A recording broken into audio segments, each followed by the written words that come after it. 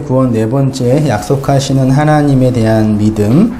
신명기 7장 6절에서 11절까지 말씀이거든요. 우리 다 함께 한 목소리로 원고 보시면서 읽겠습니다. 시작. 너는 여호와 내 하나님의 성민이라. 내 하나님 여호와께서 지상 만민 중에서 너를 자기 기업의 백성으로 택하셨나니 여호와께서 너를 기뻐하시고 너를 택하심은 너희가 다른 민족보다 수요가 많기 때문이 아니니라. 너희는 오히려 모든 민족 중에 가장 적으니라. 여호와께서 다만 너희를 사랑하심으로 말미암아 또는 너희의 조상들에게 하신 맹세를 지키려 하심으로 말미암아 자기의 권능 손으로 너희를 인도하여 내시되 너희를 그 종 되었던 집에서 애굽 왕 바로의 손에서 속량하셨나니 그런즉 너는 알라. 오직 내 하나님 여호와는 하나님이시요 신실하신 하나님이시라. 그를 사랑하고 그의 계명을 지키는 자에게는 천대까지 그의 언약을 이행하시며 인애를 베푸시되 그를 미워하는 자에게는 당장에 보응하여 멸하시느니 여호와는 자기를 미워하는 자에게 지체하지 아니하시고 당장에 그에게 보응하시느니라. 그런즉 너는 오늘 내가 네게 명령하는 명령과 규례와 법도를 지켜 행할지니라. 아멘. 우리 계속해서 믿음의 본질에 대해서 생각하고 있어요. 믿음과 그 다음에 이제 이후에 이제 성도의 구원, 우리 구원 말하면 소위 이제 칭의와 이제 성화를 말하는데 이제 그 관점까지 한번 믿음에서 시작해서 그 다음에 칭의적인 구원, 소위 말해서 그 다음에 성화와 관련돼서 한번 깊이 있게 강론했으면 좋겠습니다. 기독교 신앙에서 믿음은 사실에 대한 확신이라기보다는 하나님에 관한 신뢰예요. 그러니까 어떤 사실을 확신하는 것이 아니라 그것보다는 하나님의 존재, 하나님의 인격에 대한 신뢰라고 말할 수 있습니다. 그 신뢰는 하나님이 어떠한 분인가에 대한 소위 말해서 인격적 차원에서 이해하는 것이다. 그래서 기독교 신앙은 역사에 대한 어떤 확신이 아니라 하나님의 인격, 하나님의 존재에 대한 신뢰고, 그리고 그것은 인격의 관계에서 결정되는 거고, 그 하나님이 우리를 인격적으로 다루신다라는 것을 무엇을 통해서 알 수 있냐면 말씀하시는 하나님을 통해서, 계시하시는 하나님을 통해서 하나님이 우리를 향하여 인격적이다라고 설명드릴 수가 있는 거예요. 그 말은 하나님이 인격적이다. 이번 주에 그 주중에 공부하면서 지체 중에 어떤 분이 공부하는 지체가 목사님 인격적인 하나님이 뭐예요? 도대체 그 인격성이 뭐예요? 생소하기도 하고 우리가 자주 사용하는 단어이기도 하지만 좀 안 다가오잖아요. 그걸 정의하기가 만만치 않은데 반대를 좀 이해하면 돼요. 인격이 뭔지를 잘 모르겠거든 반대로 하나님이 우리를 인격적으로 대접하신다라는 얘기는 반대로 뭐예요?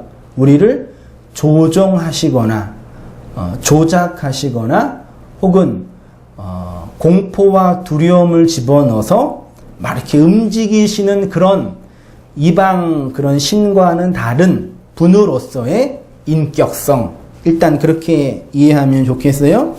그래서 하나님이 우리를 인격적으로 대접하고 계시다라는 것을 무엇을 통해서 분명히 확인할 수 있냐면 바로 성경을 통해서, 하나님의 말씀을 통해서 하나님이 우리를 향해서 인격적으로 대접하고 계심을 알 수 있어요. 그걸 제가 이제 계시의 성격 자체가 하나님이 우리를, 여러분들을 인격으로 대접하신다라고 말씀을 드렸어요. 그래서 우리의 인격으로 말씀하시고 우리를 당신의 진리로 설득하셔서 우리에게 무엇인가 하나님의 성품과 존재에 대해서 설명하신다라는 얘기입니다. 그래서 소위 말해 믿음의 성장, 신앙의 성숙을 말할 때 가장 많이 말하는 게 뭐예요?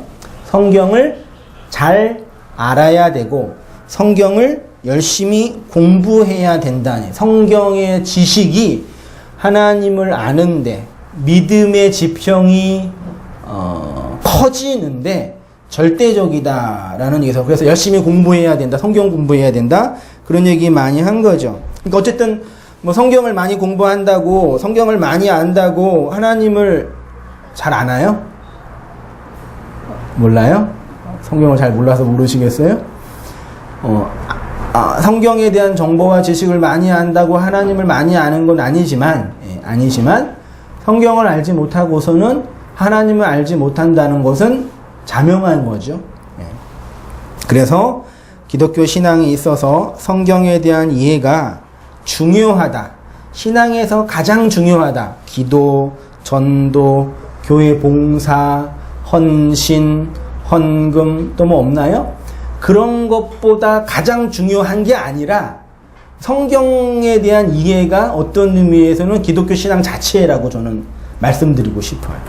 그러니까 성경은 뭐 기도를 많이 하는 사람은 성경을 조금 공부해도 되고 성경을 보는 거는 좀 어려우니까 그거 대신에 교회 봉사 열심히 하면은 성경 모르는 것에는 커버가 되고 그런 분위기잖아요. 근데 그거는 약간 문제가 있는 행동이다라고 말씀드리고 싶어요. 성경에 대한 이해, 성경 자체에 대한 지식, 성경에 대한 경험, 그 본질이 기독교 신앙의 본질이다. 전 그렇게 말씀드리고 싶습니다. 기독교 신앙 자체, 믿음 자체가 그런 거라는 얘기죠.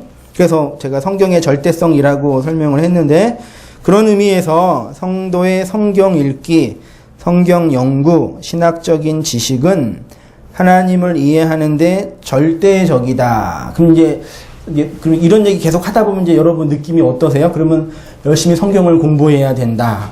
아니면 뭐 제자 훈련을 하든지 뭐 10단계 성경 공부를 하든지 성경에 대한 지식이 분명히 쌓아야 된다. 아니 그런 얘기를 할 것처럼 느껴지죠. 생각이 없으세요?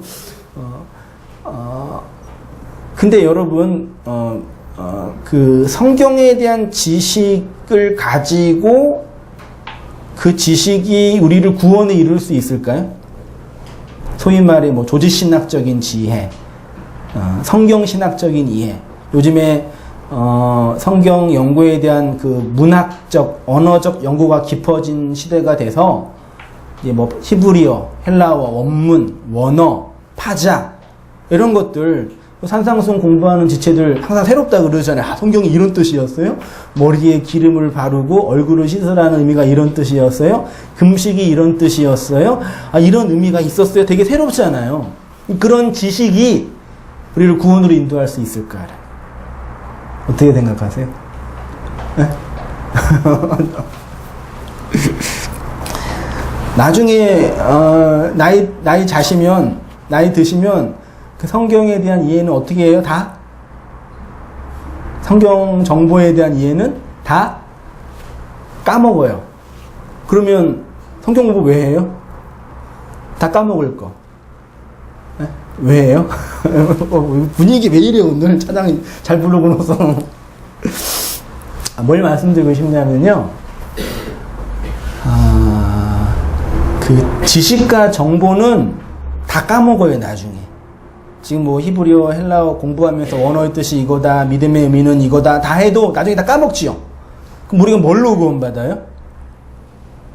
지식으로 구원받으시면 원하면? 네? 뭘로 구원받아요? 믿음으로 구원받아요? 뭘로 구원받아요? 잘 생각해 보세요. 아실 분들은 아실 거예요. 나중에 한번 말씀드릴게요. 그래서 어쨌든 지금 말씀드리고 싶은 거는 성경 자체에 대한 이해가 절대적이다. 반드시 필요하다. 얘기입니다.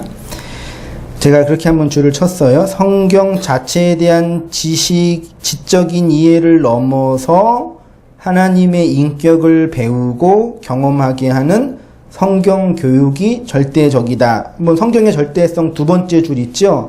이거 한번 줄을 팍팍 그으면서 마음으로 한번 담아보세요. 성경 자체에 대한 지적인 이해가 필요한데 그것들을 넘어서 무엇에 대한 경험이 필요하다고요? 하나님의 인격성에 대한 내면적 경험이 필요해요. 그것이 성경을 공부하는 목적이에요. 이런 얘기가 다 맞는 건 아니겠지만 이 계시된 하나님의 말씀 성경은 사실 성경은 하나님 날아갈 때 이거 가지고 가는 건 아니에요. 솔직히 구약 성경에 있는 여러 가지 이야기들은요. 다른 모든 종교에 다 있어요. 노아의 홍수나 아담의 타락이나 선악과나 이런 얘기는 다른 경전에도 많이 있어요. 그러니까 성경 정보와 내용 자체가 중요한 게 아니에요. 이거는 마치 어떤 거냐면 소위 말해서 매뉴얼과 같은 거예요. 매뉴얼. 스마트폰 한 번 사면은 요즘에 스마트폰 6가 있죠. 6번째. 스마트폰으로 무한한 많은 것들을 많이 할 수 있잖아요. 근데 그것들을 잘 활용하려면 뭐에 대한 공부를 해야 돼요? 스마트폰을 잘 활용할 수 있는 소위 말해서 매뉴얼을 잘 익혀야 되죠. 그러니까 스마트폰 매뉴얼을 보면은 진짜 두꺼울 거예요. 아마 다 만들어 놓으면은 아주 방대하니까. 마치 어떤 거냐면은 성경은 스마트폰을 잘 활용할 수 있는 매뉴얼 정도예요. 이해되시죠? 근데 맨날 매뉴얼만 보면서 하나님은 이런 분이고 성경의 언어적 의미는 이거고 조지신학적인 의미는 이거고 이게 성경의 진이야. 알았어요. 너무 깊이 알았어요. 분명히 알았어요. 그럼 질문, 그래서 뭐 어쩌라고요? 알았는데 매뉴얼을 잘 읽는 이유는 뭐예요? 스마트폰을 잘 활용하려고요. 그래서 우리 어린애들은요 매뉴얼을 안 읽어요. 그냥 어떻게 해요? 그냥 갖고 놀아요. 그렇죠? 그래서 우리 담비 같은 막내애도 아빠 스마트폰 피면 지가 알아서 다 해요. 유튜브 들어갔다가 다음 들어갔다가 3살 4살짜리가. 그러니까 뭘 말씀드리고 싶냐면 매뉴얼에 대한 정보의 이해가 정말 중요한데 그것은 매뉴얼 자체를 익히는 게 목적이 아니라 내 역사의 삶의 현장을 살아가는 데 필요한 거예요. 이해되죠? 그러니까 한동안 이런 문제가 왜 나오냐면요. 한동안 한국교회에서 100년 되는 선교의 역사 속에서 60년대, 70년대, 80년대 어간에는요. 성경을 공부하고 성경을 연구하는 교재가 거의 없었어요. 교회 안에서는요. 어디에 있었어요? 선교단체에 있었어요. CCC나 내비게이터나 이런 데서. 그래서 그 성경 공부 교재를 한국에 접목시킨 분들이 소위 말해서 지난주에 말씀드렸던 복음주의 선교 운동을 일으켰던 한국교회 목사님들이에요. 오카는 목사님이나 하영조 목사님이나 지구촌교회 이동원 목사 이런 복음주의 운동분들이 성경 공부 교재를 교회에 적용시켜서 신앙의 내용을 가르쳤어요. 그래서 그 성경을 배우고 성경을 연구하는 게 진짜 중요한 게 됐는데 요즘에는 그런 성경 공부를 뛰어넘는 교재, 소위 말해서 헬라어, 히브리어, 원어에 대한 연구가 깊어지고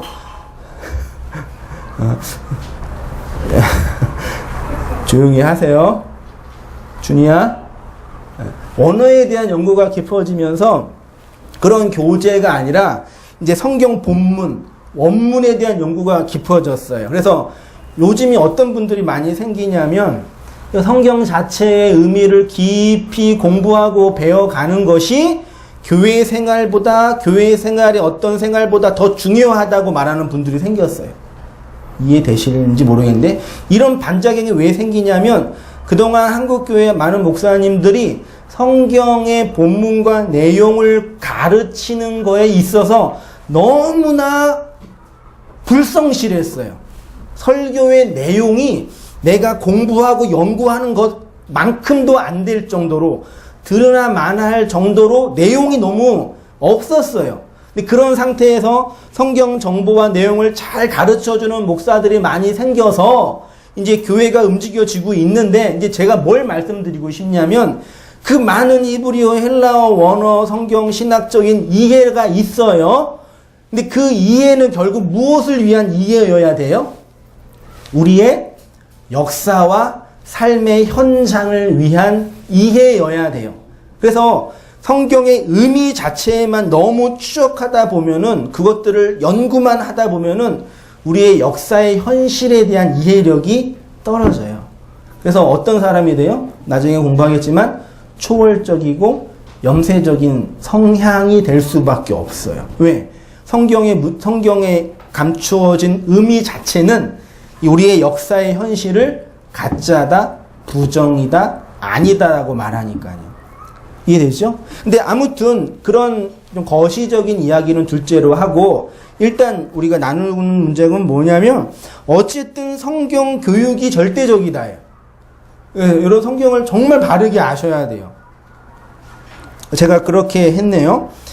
그런 의미에서 교회 공동체가 함께 성경의 진리를 동일한 신학적인 원리로 연구하고 선포하고 나누어 주고 흘려주는 사역이 교회의 최우선적인 사역이에요.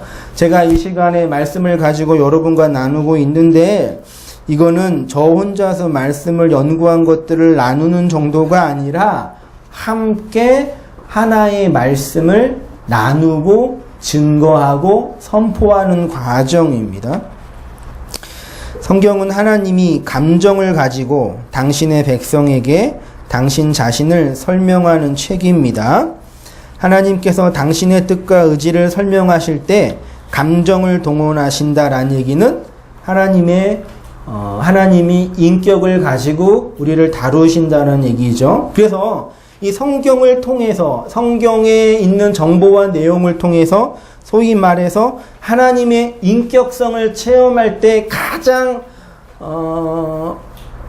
필요한 요소라고 그럴까요? 우리가 설교를 함께 나누고 여러분이 집에 가서 성경을 읽고 혹은 성경을 연구할 때 그 성경의 본문과 설교의 내용 속에서 하나님의 존재와 인격성에 대한 깊이 있는 경험이 있기 위해서는 반드시 어떤 분이 일하셔야 돼요.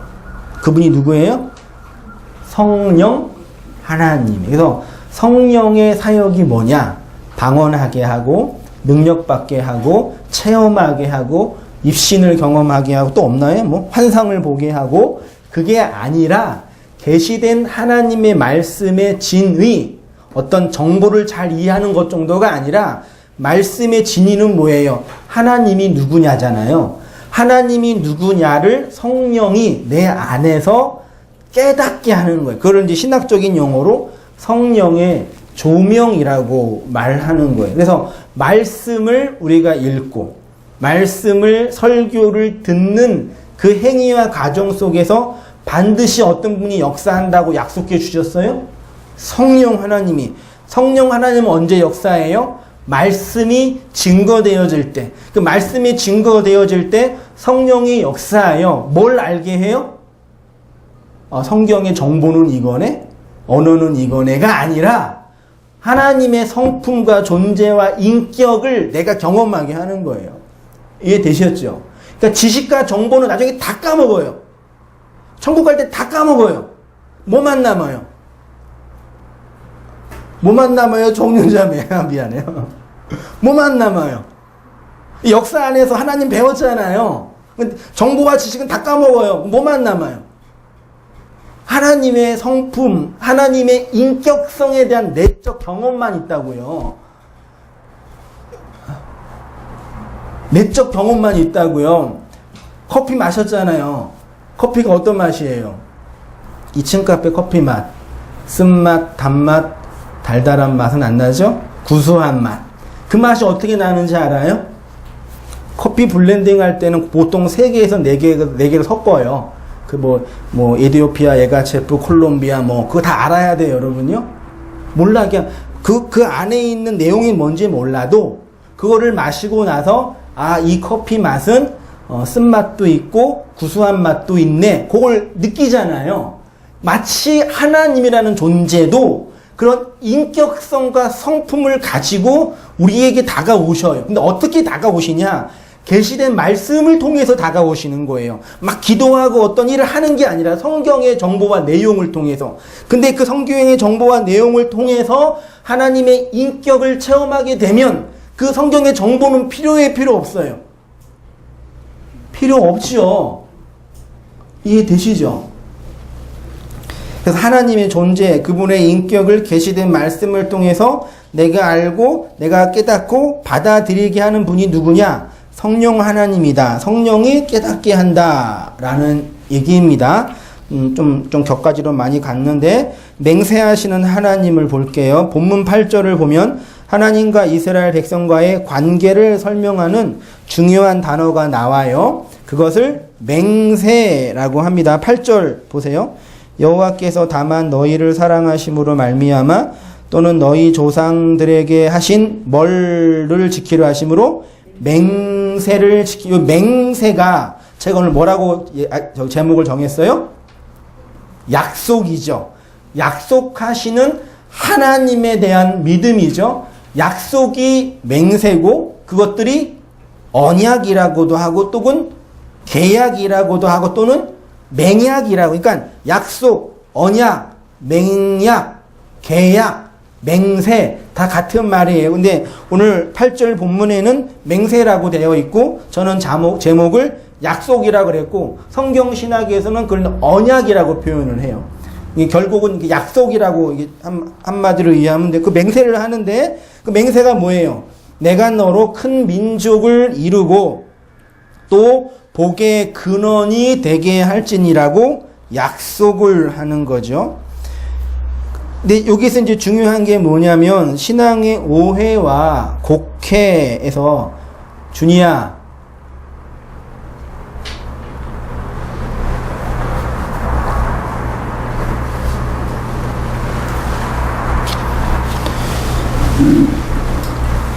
신앙의 오해와 곡해에서 약속을 통해서 하나님이 원하시는 것은 약속한 상대방에게 그 약속을 이루어 주는 것 자체가 목적이 아니라 그 약속을 통해서 하나님이 어떠한 분인지를 설명하기 위한 방편으로 약속과 맹약이 있다. 제가 어떻게 쉽게 이해하면 좋겠냐면요.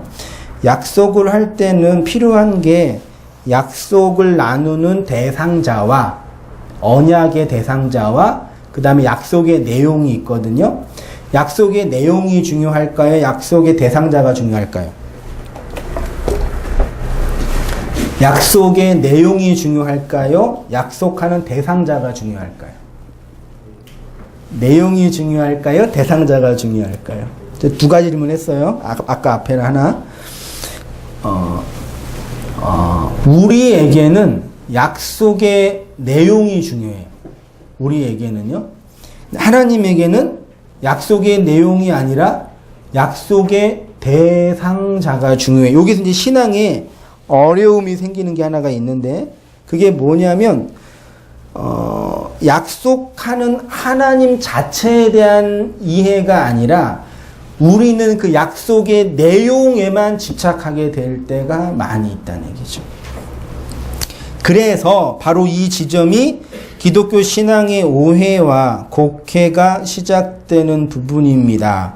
그래서 많은 사람들이 성경을 읽으면서 나름대로의 종교 생활을 하면서 오해되고 곡해된 하나님 상을 받아들이게 되는데 그 이유 중에 하나가 약속하신 하나님을 약속의 내용으로 오해하는 거예요. 나중에 한번 다 들으시면 다 이게 접목될 거예요. 곡해된 하나님 상을 제가 성공주의, 신비주의, 교권주의 세 개로 했는데 성공주의 반대가 뭘까요? 기복주의, 성공주의 반대가 실패주의. 맞아요. 괜찮네. 실패주의. 야, 신선하네요. 생각도 못했어, 진짜. 좀 이제 학문적인 용어로 염세주의라고 그러죠. 해체주의라고도 하고. 근데 성공주의와 기복주의와 염세주의는 나중에 뒤에서 만나요. 이상해요. 신비주의의 반대는 이성주의, 지성주의라고 할게요. 그 다음에 교권주의의 반대는 어디에다 구속받기 싫어. 자유주의라고 해요. 그러니까 성공주의는 성경에서 하나님은 우리가 이 땅에서 성공하고 번영하고 잘 되기를 원하시는 분이다 라는 이해고, 염세주의는 그게 중요한 게 아니라 저 천국이 중요해. 저 초월이 중요해. 이 땅에서 먹고 살기 위해서 싸우고 있는 인간들, 불쌍한 인간들이야. 말이 돼요, 그게요? 저 초월이 중요하니까 이 세상에서 지지고 볶고 싸우고 돈 벌고 그렇게 살고 있는 인간들은 나쁜, 제가 이런 반작용이, 그래서 이 얘기를 잘 들어야 돼요. 성공주의에 갇혀있는 사람들한테 이런 얘기가 통해요. 하나님은 여러분의 인생 행복에 관심이 없다고. 성공주의에 갇혀있는 분들에게는. 맞죠? 근데 염세주의자들은 그런 얘기하면 상처받아요. 지금 죽겠는데, 내일 죽나, 내일 모레 죽을까, 항상 결단하며 살고 있는데. 그러니까 새겨들어야 돼요, 사실은요. 근데 내가 이 얘기를 왜 하냐면요. 지금 우리 이 한국교회 분위기, 이 판이 이렇게 이제 각자 나름대로의 하나님에 대한 이해를 가지고 각자 그냥 이렇게 섬겨요. 이게 문제예요. 그래서 문제가 뭐냐면, 우리가 믿고 있는 게 기독교의 개신교의 엄밀한 의미에서. 네? 우리는 개신교예요. 온땅교회는 저는 지금 대한예수교 장로회 합동교단. 합동교단이라고 누가 그러더라고. 한국에서 싸우고. 그래서 합동교단에 속해 있는 목사예요. 통신대에서 목사한테 받았으니까요. 근데 개신교가 원래 어디서 나왔어요? 가톨릭에서 나왔죠. 1517년에 루터부터 시작돼서 루터, 칼빈, 개혁주의 신학. 근데 그 1517년 전까지는 세계 기독교는 딱 두 개뿐이 없었어요. 서방 기독교, 동방 기독교. 동방 기독교는 러시아 정교회 중심으로 있는 그런 데고, 서방이 이제 카톨릭이에요. 카톨릭 말 자체가 보편교회란 뜻이에요. 근데 여기에 서방에서 루터와 칼빈이 나와가지고 수많은 분파가, 성결교, 감리교, 성공회, 뭐 다양하게 나와서 지금은 개신교 분파가 몇 개인지 아세요? 33,000개예요. 개신교 분파만요. 그리고 매년 300개씩 생기고 있대요. 분파가. 다양하게 퍼지고 있는데, 근데 이제 재밌는 게 뭐냐면, 우리 같은 교단에서도 전 목사님이 설교하는 설교의 내용에서 만들어낸 하나님 상이 있잖아요. 그쵸? 예를 들어서 우리 교단 안에도 기복진 목사님이 계시니까, 뭐 본인은 기분 나빠하겠지만 많이 계셔요. 있는데 그분이 설명하는 하나님 상이 있어요. 그쵸? 설교를 잘 하시든 못 하시든 그 하나님 상과 한서희 목사가 이렇게 설교해서 강론하는 하나님 상이 같아요, 달라요? 같아요, 달라요? 다르죠? 그러면 여기서 다를 수 있어요. 인정해요.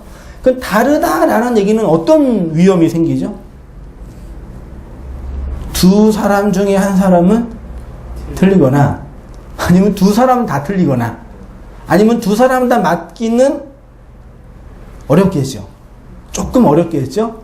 그러면 같은 신학, 같은 성경, 같은 신학제, 같은 교수에게 배웠는데도 각자가 이해하는 하나님상이 다르다는 얘기죠.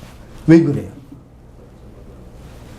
텍스트나 신학의 원리는 비슷한데 그것들을 해석하는 내가 다르기 때문에. 그러니까 팩트, 역사적 사실도 매우 중요해요. 그 사실도 매우 중요한데 그것을 어떠한 방식으로 해석하느냐가 역사적 사실에 대한 오늘 우리의 의미를 설명하는 내용이 되는 거예요. 이런 각자 다른 이유가 왜 생기냐? 각자 자기의 입장에서 자기에 맞는 하나님상을 그리고 만들기 때문이에요. 근본적으로 이유가 뭐예요? 신앙에 대한 오해와 곡해죠. 근본적으로는 약속하신 하나님, 약속의 내용과 약속한 그 하나님과의 관계에서 요것들을 자기 입장에 맞추어서 보는 거예요. 쉽게 말하면 창세기 12장에 하나님이 아브라함에게 찾아가서 내가 너에게 복을 주겠다. 너로 많은 민족의 복이 되게 하고 하늘의 별처럼 너의 자손을 많게 하겠다 약속했잖아요. 근데 이 약속을 가지고 어떤 분들은 약속의 내용만 보는 거예요. 하나님이 아브라함을 택해서 복 주겠다 그랬어요. 너를 축복하는 자에게는 복 주고 너를 저주하는 자는 내가 저주할 거야. 넌 내 편이야 이제. 그래서 우리도 아브라함처럼 하나님의 복을 받자. 나쁘지 않죠? 어떻게 복을 받았지 아브라함이? 멜기세덱에 11조를 드렸네? 그리고 모리아 산에서 아들을 바쳤네? 그럼 우리도 그렇게 하자.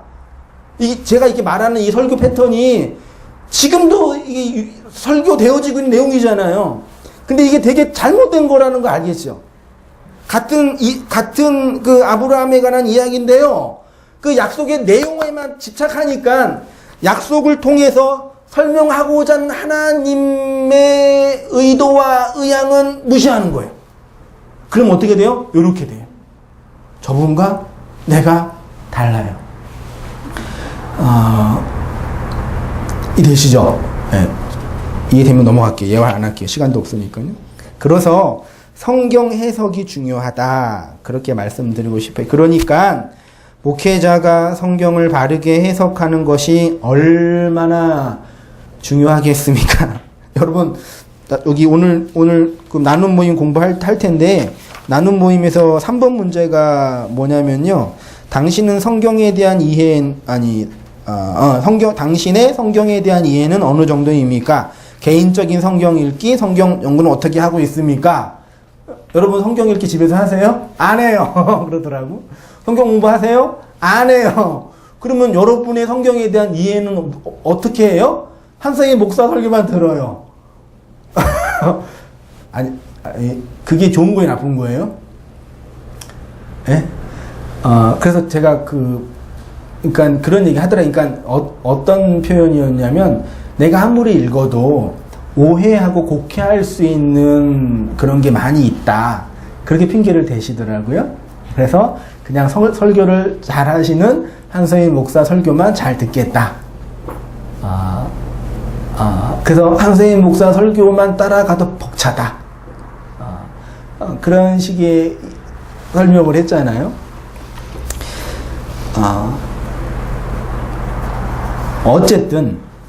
어쨌든 설교, 하나님의 말씀을 강론하는 이 가정이 함께 하나님의 말씀을 강론하는, 그러니까 이렇게 이해하시면 안 돼요. 한성희 목사가 성경 연구한 거 여러분에게 발표한다. 그렇게 이해하면 안 돼요. 이 시간은 하나님 말씀을 함께 예배라는, 설교라는 이 모임 안에서 함께 나누는 거예요. 함께 강론하는 게, 잘 들으세요. 그러니까 설교자가 어느 공동체에서 어느 회주에게 설교하느냐에 따라서 같은 원고를 들고 있어도 메시지가 바뀌어요. 내가 경험해서 알아요. 그러니까 그거는 설교자 개인의 역량도 있지만 공동체가 함께 하나의 말씀을 배우는 거고, 나누는 거고, 선포하는 거예요. 여러분, 그런 일 하고 있어요. 되게 중요한 일 하는 거예요. 근데 설교 시간에 졸고, 딴 생각하고, 멍 때리면 어떻게 해요? 안 되는 거죠. 그런 의미에서는.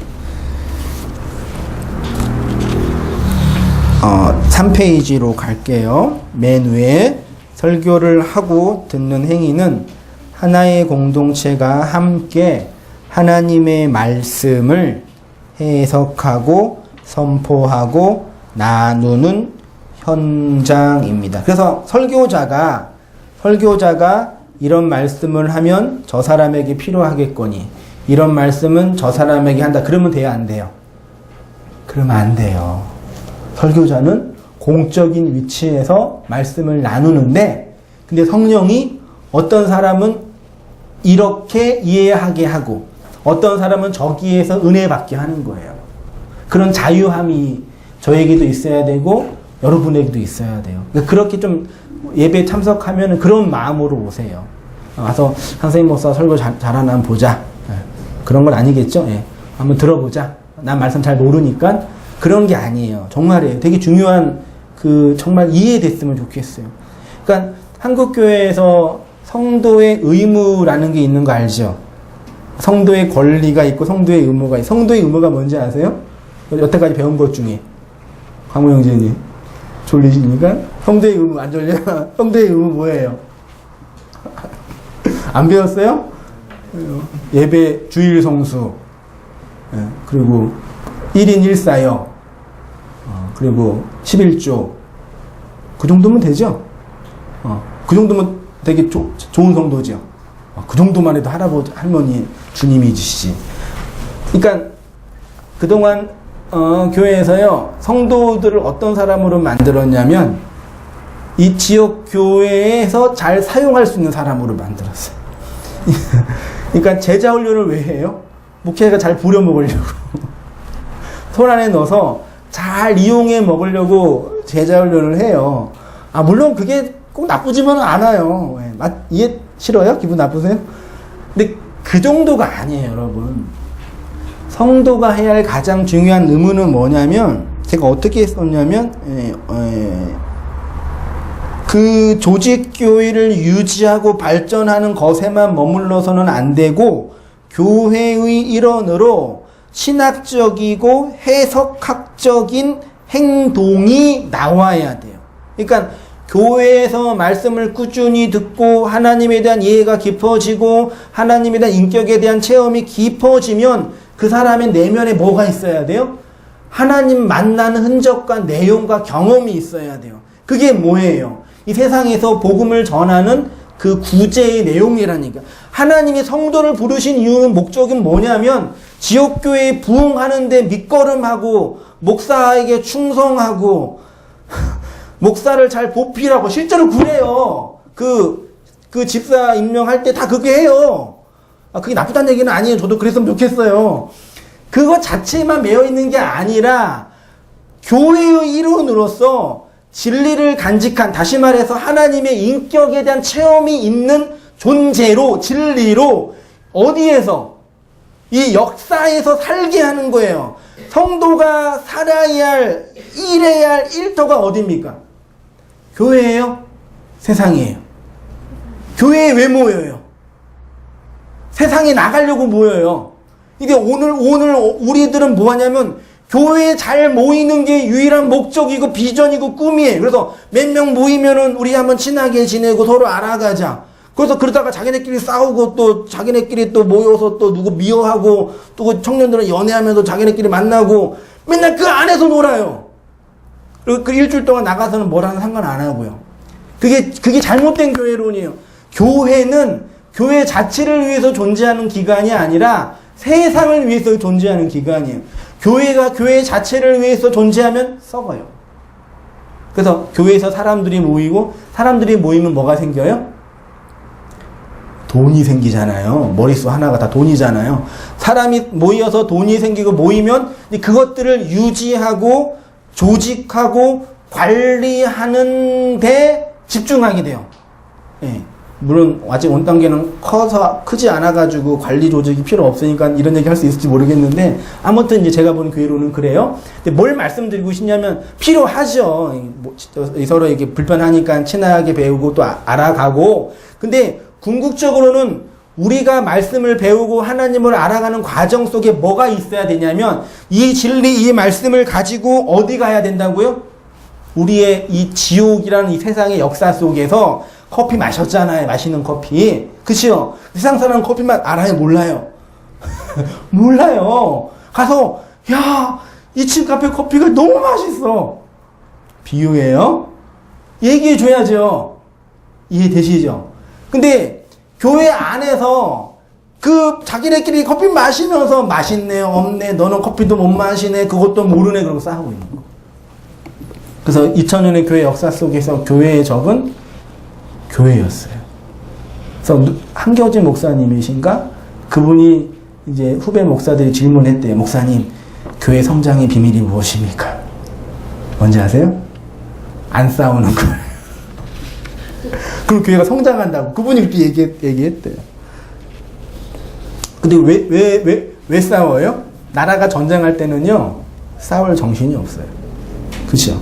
부부가 가난하고 힘들고 먹고 사는 것 때문에 지칠 때는 이혼해요, 안 해요? 이혼을 할 정신이 없어요.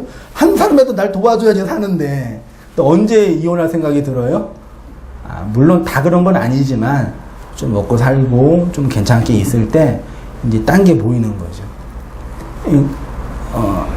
그래서 교회라는 공동체가 내적인 생명력을 가지고, 그 진리 말씀을 가지고, 이 교회 자체를 위해 존재하는 게 아니라 그 복음과 그 진리가 없는 세상 속에 나아가야 되는 거예요.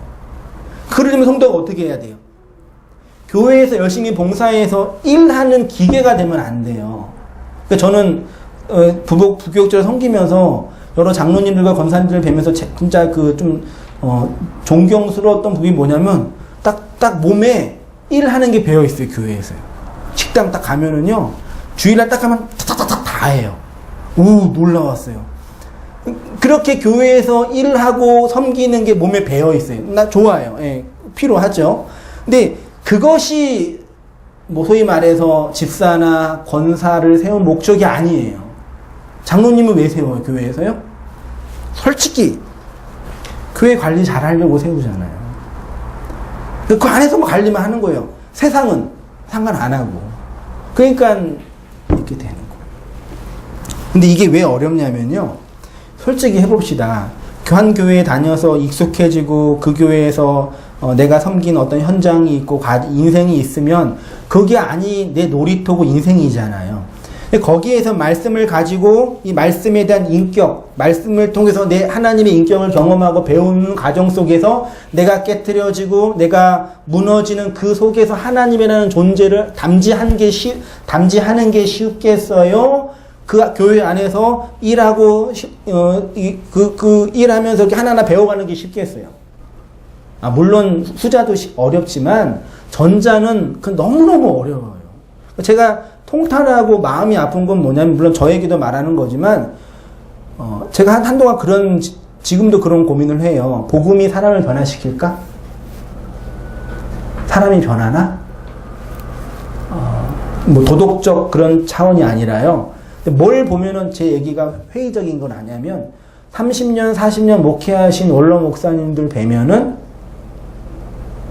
좀 회의적이에요. 물론 저 얘기도 그래요. 생각해 보세요. 교회에서 맨날 새벽 기도하시고 항상 기도만 하시고 직업이 성경 보는 거잖아요. 신학 공부하고. 근데 3, 40년 목회를 다 하셨는데 마지막 만들어진 그 샘플이 그거라면 이거는 교회 성장과 교회가 크고 작고의 문제가 아니라 우리가 갖고 있는 성경과 복음 기독교에 정말 생명이 있는 걸까라고 의심하게 되는 거죠. 그 이유가 뭐냐? 오늘 그 이유는 이렇게 말씀드리고 싶어요. 그 모든 문제의 근원이 바로 하나님의 언약, 하나님에 대한 상을 오해하고 곡해하고 있기 때문이다. 언약하신 하나님의 인격과 대상보다는 언약의 내용에 더 관심을 두기 때문이다. 그러면 안 돼요. 하나님이 아브라함에게 찾아가서 언약하신 거는 아브라함에게 그 복을 주려고 하신 것이 아니에요. 이렇게 말하면 좀 그게 아니라 나야 이거예요. 나 몰라 나를 몰라. 그 얘기 하시려고 그러는 거예요. 하나님 존재 자체를 설명하는 방법이 없잖아요. 피조물적인 창조주에게는요. 그래서 언약이라는 방식을 굳이 택해가지고 오신 거예요. 그 언약의 최종 결정체가 누구예요?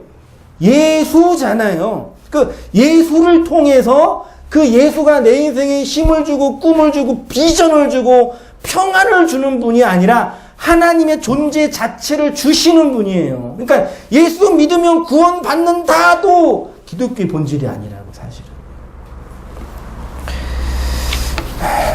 두 번째로 믿음의 자리를 볼게요. 신학에서 인간의 존재, 전인이라고 할 때 인간의 인격을 지정의로 구분을 합니다.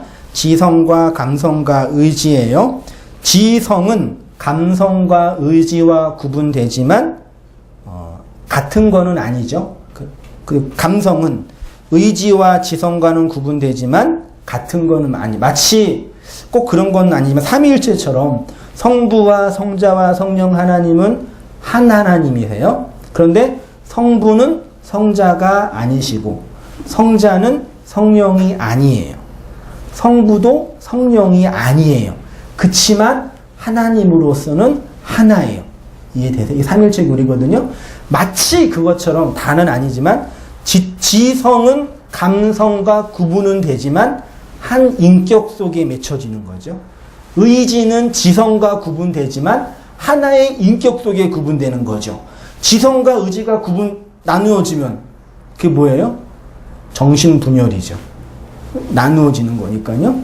근데 이 얘기를 제가 왜 하냐면요. 철학사조에서 기독교 신앙 어떤 사물을 이해하는 데 있어서 소위 말해서 지성주의, 주지주의라는 게 있고 주정주의라는 게 있고 주의주의라는 게 있어요. 주지주의는 뭐예요? 아는 게 느끼는 것보다 중요하다. 됐죠? 주정주의는 느끼는 게 아는 것보다 중요하다. 주의주의는 행동하는 게 아는 거나 느끼는 것보다 더 중요해요. 근데 이 철학사조가 이게 그리스 헬레니즘 문명이니까 그대로 기독교 안에 들어와 버려요. 신학 해석에 있어서. 그래서 하나님을 이해하는데 하나님을 아는 것보다 아는 게 제일 중요하다고 나간 학파를 소위 말해서 주지주의라고 말할 수가 있어요. 아는 게 뭐가 중요해? 내가 느껴야지. 그게 주정주의, 신비주의 쪽으로 가죠. 머리만큼은 뭐해? 행동해야지. 행동하는 양심이 진짜지. 그래서 주정주의가 나타난단 말이죠. 근데 이렇게 나누어지는 거는 신앙을 분리하는 거예요.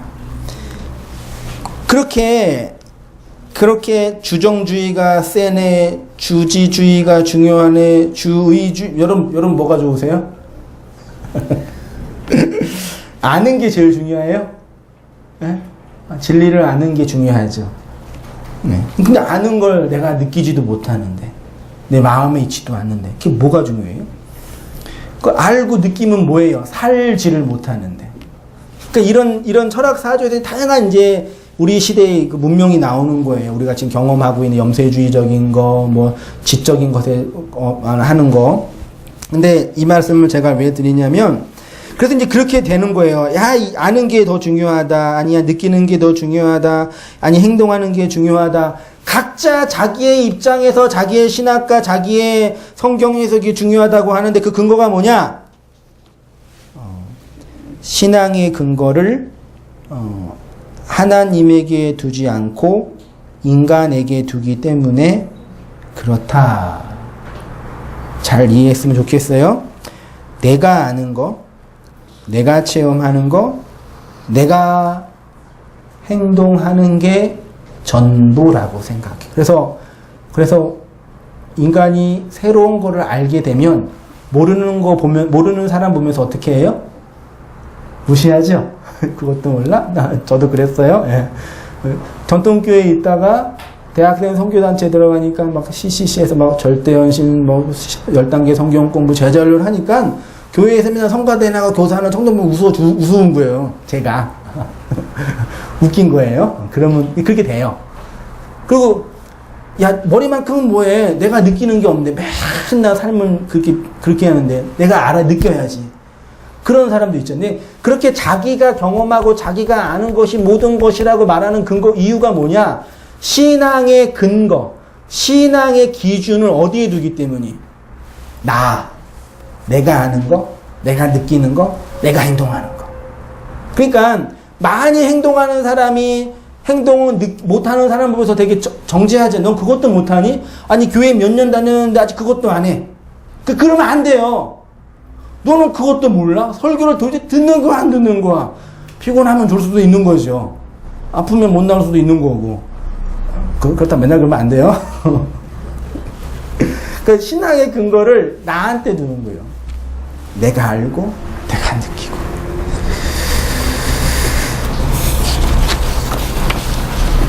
여기에서 이제 기독교 신앙에 어려운 점이 있는 것 같습니다. 4페이지로 갈게요. 하나님의 믿음. 여기에 기독교 신앙의 핵심인 믿음이 요구되는 겁니다. 믿음하면 생각나는 것이 인간의 행위, 인간의 결단, 인간의 의지 이런 거 이해하잖아요. 그러나 기독교 신앙에서 말하는 믿음은 1차적으로는 하나님에 대한 믿음. 이 얘기를 하고 싶어서 지금까지 왔어요. 한마디 말하는 건 쉽지만 그것을 우리가 알고 정말 하나님에 대한 믿음으로 믿느냐. 기독교는 그 하나님을 믿는 거예요. 언약의 내용이 아니라 언약의 내용을 통해서 언약하는 하나님을 아는 거예요. 우리 큰아들이 꿈이 뭔지 1차적인 꿈이 뭔지 아세요? 조용히 예배드려요? 뭔지 알아요? 그 노트북, 태블릿 PC를 사는 거예요. 그래서 엄마랑 아들이랑 맹약을 한 거예요. 뭘 했냐? 몸무게 50kg, 몸무게를 몇 킬로 줄이고 그 몸무게를 6개월 동안 유지하면 네가 원하는 노트북을 사주겠다. 그렇죠? 근데 여기에서 엄마가 기대하는 맹약과 괜찮은 예화네요. 아들이 기대하는 맹약이 달라요. 아들의 목표는 뭐예요? 노트북이죠. 엄마의 목표는 살 빼는 거죠. 그렇죠? 그러니까 그 언약 속에서 아들인 인간은 노트북이 아니라 그 엄마의 마음을 헤아리는 거라고 헤아려야 돼요. 그게 기독교예요. 근데 거의 대부분의 사람들은 우리 큰아들처럼 노트북에 미쳐가는 거예요. 그래서 엄마가 아니더라도 노트북을 주는 아줌마가 있으면 자기 인생 드릴 수 있는 거예요. 그게 유일하신 하나님이 아니래도 돼요. 그냥 저기 산에 있는 계룡산에 있는 달걀 귀신이라도 나한테 노트북을 주는 신이면은 감사 할렐루야 내 인생 바치는 거란 말이에요. 아주 설교 다 이제부터 요거만 기억하시면 되겠네요. 근데 우리는 도대체 어떻게 하고 신앙생활 하고 있나 보세요 한번. 노트북을 안 주는 그 엄마한테 맨날 떼쓰고 난리치잖아. 왜 나한테 안 주냐고. 내 엄마 맞냐고. 어떻게 하나님이 나한테 그럴 수가 있냐고. 근데 하나님은 노트북이 아니라 그건 사실 내가 너랑 하려고 하는 거 믿기고 실제는 난 이거거든. 근데 그걸 알아먹는 게 믿음 있는 사람이야. 그렇죠. 그러니까 그 진짜 믿음 있는 성도는 진짜 착한 아들은 엄마 내 인생에 무슨 노트북이 필요하겠어. 나는 엄마면 충분해. 엄마가 내 엄마고 내가 엄마의 아들이면 난 그걸로 충분히 행복해. 노트북 필요 없어 엄마. 이게 진짜 아들이잖아요. 절대 안 되죠 우리는요. 그게 신실하신 하나님에 대한 믿음이에요. 본문 9절에 그런즉 너는 알라 오직 내 하나님 여호와는 하나님이시요 신실하신. 이게 신실하신이 히브리어로 아만이라는 단어인데요. 이게 믿음이에요. 믿음. 하나님이 믿음이 있으신 하나님이래요. 여러분에게 질문 한번 드려보겠습니다. 마음속에 대답해보세요. 신실하신 하나님이 좋으세요? 능력 있는 하나님이 좋으세요? 하나 둘 셋. 예. 근데 우리는 능력 있는 하나님을 많이 찾잖아요. 능력이 왜 필요해요? 나한테 필요한 것들을 하나하나 주시는 분이니까. 근데 하나님의 능력은 뭐냐? 신실함이에요. 이 시원하니. 하나님의 능력은 신실함이에요. 하나님이 능력이 많다라는 얘기는 뭐냐? 그분이 끝까지 신실하신 분이라는 얘기예요. 기독교 신앙은 그 신실하신 하나님에 대한 믿음이에요. 그래서 창세기 15장 6절에 아브라함이 여호와를 믿으니 신실하신 여호와를 믿으니 여호와께서 이를 그의 의로 여기셨다. 능력이 많으신 분이란 얘기가 바로 그런 것입니다. 우리에게 믿음을 주시고 그 믿음을 끝까지 붙잡아 주시고 결국에는 하나님만으로 만족하게 하는 믿음 있는 자로 신실한 자로 하나님이 반드시 이끌어 갈 것이야. 그게 능력 있는 하나님이에요. 그러니까 하나님이 우리 인생의 문제와 한계와 절망과 위기들을 해결해 주지 않으시는 거예요. 잘 안 해주세요. 해결해 주실 때도 있지만 거의 안 해주세요. 하나님이 능력이 없기 때문이 아니라 하나님의 능력은 그 신실함으로 나타나기 때문에. 그래서 진짜 믿음 있는 성도는 그 신실하신 하나님에 대한 믿음으로 그분이 정말 하나님이 이런 분이었네요. 내가 그 하나님께 진짜 승복하고 무릎 꿇고 항복할게요. 하나님 그거 받아내시는 거예요. 믿음은 주술이 아니다. 그래서 우리의 믿음이 진짜 믿음이 아니라 주문이나 주술이나 부적이 되고 있는 거죠. 어떻게 해서든지 자기의 소원을 이루기 위해 떼를 쓰는 방법으로 믿음을 설명할 때가 많이 있잖아요. 그게 아닙니다. 믿음은 맨 마지막 줄에 우리의 인격적인 마음에 하나님의 마음에 항복이 있을 때만, 항복, 자기 깨어짐 있을 때만 나오는 초월적인 최고의 가치예요. 노트북 필요 없고 엄마면 충분해요. 언제쯤에 가능할까요? 엄마 죽을 때쯤에. 진짜 자식 키우려면 다 아실 거 아니에요. 절대 어렸을 때는 엄마가 죽어도 노트북이어야 되는 거죠. 극단적으로 이해를 하자면. 근데 하나님과 우리 관계도 그러지 않냐 이 얘기예요. 생각해 보세요. 정말이요. 이거 주시고 저거 주시고. 사실 여기에서 하나님의 능력이 가장 많이 필요로 한 사람이 누구겠어요? 연애 준비하는 어떤 청년이겠어요? 사업 준비하는 어떤 청년이겠어요? 직장 생활 어떤 청년이겠어요? 하나님의 능력이 가장 많이 필요한 분이 누구겠어요? 사람이 누구겠어요? 저잖아요. 제일 가난하잖아요. 제가 그래서요. 온땅 교회만 생각하면 잠이 안 와요. 능력을 많이 받아서, 많은 능력을 받아서 한국의 뭐 어떤 큰 교회 목사들처럼 그런 능력 있는 사역을 하고 싶어요. 예. 근데 그 능력이 아니라는 게 문제예요. 그러니까 하나님 온당교회 크게 해주시고 내가 능력 있는 사역자로 한 세대를 크게 쓰임받게 해주고 많은 영혼을 주님께 돌아오게 해달라고 기도를 못해요. 그게 아니니까. 그렇다고 교회가 망하는 게 목표는 아닙니다. 그건 여러분도 마찬가지. 그렇죠. 그러니까 문제 해결, 마음의 평안은 두 번째 문제라. 근데 그거를 인정하는 게 제일 힘들어요. 그죠? 제일 힘들어요. 근데 그걸 배우는 게 저는 신앙이라고 생각해요. 그래서 구약 성경에 나타나는 중요한 신학적인 주제가 이제 언약, 계약, 맹약이라. 그 구약 성경 자체의 주제가 뭐냐면요. 언약이에요. 신약 성경은 주제가 뭘까요? 그 언약이 성취되는 거죠. 그래서 그게 하나님 나라로 설명되는 거예요. 그래서 신약을 읽을 때는 하나님의 나라가 어떻게 성취되냐의 문제를 해석해 가는 게 다 마태복음부터 계시록까지요. 그게 하나님 나라가 천국이기도 하고 구원이기도 하고 교회이기도 해요. 그러니까 구약은 올드 테스트먼트잖아요. 옛날 약속이잖아요. 예. 그다 언약에서 성경 전체가 언약으로 이해해야 돼. 사실은요. 맨 처음 언약이 뭐예요? 하나님과 아담과 언약했잖아요. 약속. 선악과 먹으면 너 죽어.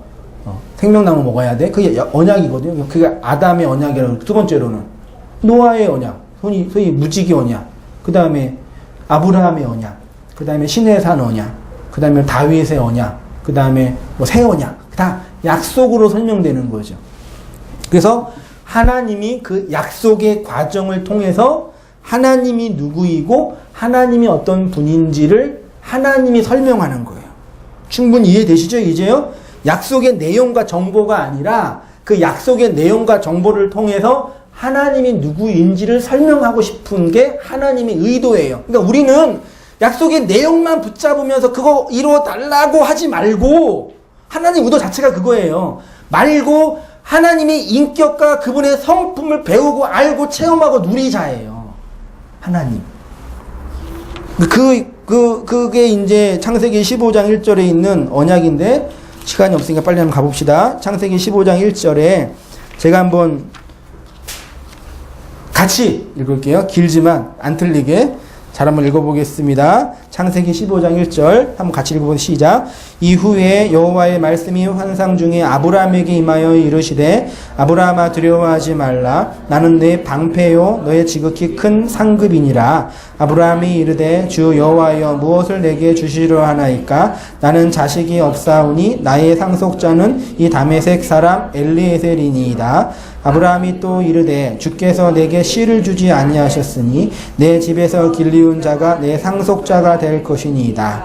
여호와의 말씀이 그에게 임하여 이르시되 그 사람이 내 상속자가 아니라 내 몸에서 날 자가 내 상속자가 되리라 하시고 그를 이끌고 밖으로 나가 이르시되 하늘을 우러러 무뼈를 셀 수 있나 보라. 또 그에게 이르시되 내 자손이 이와 같으리라. 아브라함이 여호와를 믿으니 여호와께서 이를 그에 의해 여기시고 또 그에게 이르시되 너는 이 땅을 내게 주어 소유를 삼게 하려고 너를 갈대아인의 우르에서 이끌어낸 여호와나. 그가 이르되 주 여호와여 내가 이 땅을 소유로 받을 것을 무엇으로 알리이까?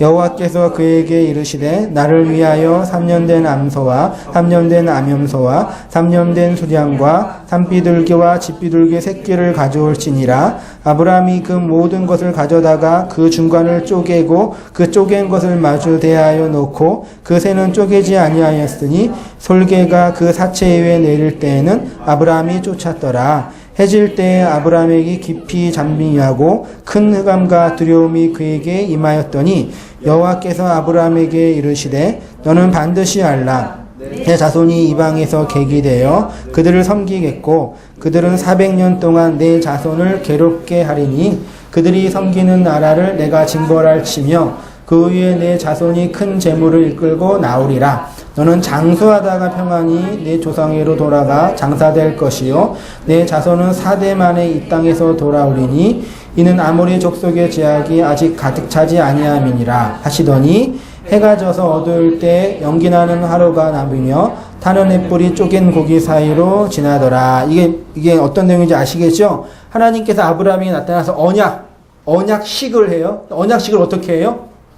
짐승을 잡은 다음에 짐승을 반으로 쪼개요. 지금 짐승이 몇 마리예요? 3년 된 암염소, 3년 암염소, 양, 산비둘기, 집비둘기. 소 잘라본 적 있으세요? 그 소 자르고 양 자르고 염소 자르고 비둘기 끝에 있고 그거예요. 다 잘랐어요. 그거 어떻게 돼요? 피바다지.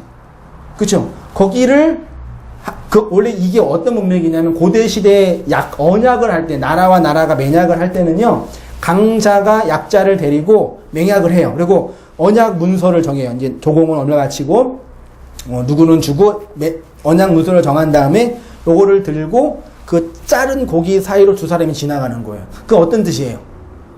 이 약속의 언약을 지키지 않으면 너 이렇게 된다. 다 지켜. 요거예요. 이게 고대 시대의 그 언약 예식이었거든요. 근데 본문에 보면은 17절 보세요. 17절에 해가 져서 어두울 때 연기나는 하루가 보이며 타는 햇불이 쪼갠 고개 사이로 타는 햇불은 하나님을 상징해요. 분명해요. 쪼갠 고개 사이에 아브라함은 안 지나갔어요. 누구만 지나가요? 하나님이 햇불로 지나가요. 무슨 뜻이에요? 내가 반드시 이 언약을 지킬 거야. 그 언약은 지금 앞에 있는 그 자손과 백성이고 지킬 거야. 또 한 가지는 이 언약은 이렇게 내가 쪼개져서 지켜지는 거야. 를 얘기하는 거죠. 그리고 실제로 그것이 역사 속에서 예수 그리스도의 십자가 사건으로 하나님이 쪼개지신 거죠. 그리고 그 언약이 성취되는 거죠. 그 하나님이 스스로 그 약속을 통해서 하나님 자신을 아브라함에게 설명하는 거예요. 생각해 보세요. 어떤 신이 피조물에게 나와서 내가 죽을 거야. 내가 죽어서 너한테 나는 이런 하나님인 걸 설명할 거야 라고 말하는 신이 어디 있어요? 하나도 없어요. 여호와 하나님만 그러셨어요. 다른 신은 네가 죽어. 네 아들 바쳐. 네 돈 바쳐예요. 내가 널 섬길게 해요. 기독교는요. 그걸 알고 하나님 섬김 받고 그 빚진 자로 살아가는 게 성도고 믿음이 있는 자예요. 그래서 하나님이 그 약속을 이루시고 그 약속의 이루심은 결국은 뭐냐? 인격적으로 말씀하시고 설명하시고 하나님이 이런 분이신가를 보여주는. 그래서 기독교 신앙은 내가 하나님의 폭력적인 은혜라고도 표현했는데 그거는 또 한편으로 뭐냐면 결국 기독교 신앙은 내가 내 인격과 내 내면의 하나님에 대한 기꺼운 승복과 복종으로만 만들어지는 거예요. 그 일을 위해서 하나님 자신이 쪼개지셨고 그것이 우리에게 승복의 내용이 되는 거예요. 마지막 읽고 마치겠습니다. 믿음은, 그렇죠? 그래서 믿음은 방법이 아니고 수단도 아니고 조건도 아닙니다. 믿음은 그 자체로 신앙의 내용입니다. 믿음은 하나님을 아는 것이고 인격적으로 승복하는 것이며 하나님을 사랑하는 것입니다. 믿음을 암과 승복과 사랑에서 분리하면 리모컨이 돼요. 노트북만 달라고 떼쓰게 되는 거예요. 그것을 우상 숭배라고 해요. 인간의 탐욕이 드러나는. 그죠? 그러니까 말씀을 읽는다고 하나님을 다 아는 것도 아니고 설교를 듣는다고 다 이해하는 것도 아니에요. 그 밖에 있는 것 자체가 중요한 게 아니죠. 마지막 부분, 하나님 우리를 믿음 좋은 인간으로 만들어서 어디에다 써먹으려는 분이 아닙니다. 하나님은 나의 존재 자체, 나의 인격 속에서 하나님이 가장 중요한 분임을 인정받고 싶으십니다. 우리의 마음속에 진실로 우러나오는 진짜 행복. 예. 여러분 마음속에서 하나님을 그 하나님으로 대접하고 하나님께 진정한 항복, 승복 속에서 살아가는 게 믿음 있는 성도의 삶이 아닐까 생각이 듭니다. 살아가는 성도님 되시기를 바랍니다.